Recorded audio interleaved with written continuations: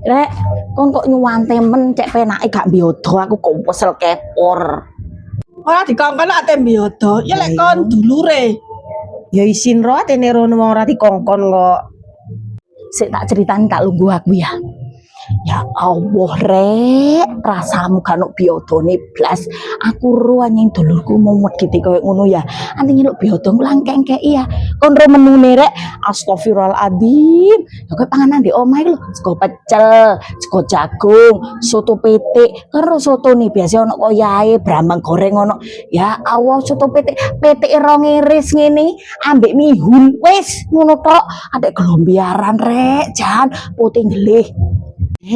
Mosok ro lha dapurane ngono ndek omah ya, Bek. Lek ngono ya tak urutane ae ro, bowoku aku rencane 50. Piro ya, Mak ya? Tekane Sri 20 ae wis ya. Ngono ah. Heeh. Apane jedor-jedor kaya ngene iku.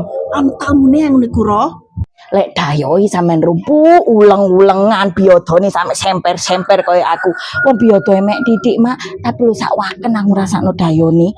Ora ono sing dipele lah, prasmanane macam telu ya mek ngono-ngono tok iku lho. Batene tuwas ya, buake. Tapi koyo ngono iku panganane ya Allah, saken ya mak ya. Budekan ae, Mak, wis babah wis. Ah wis ya.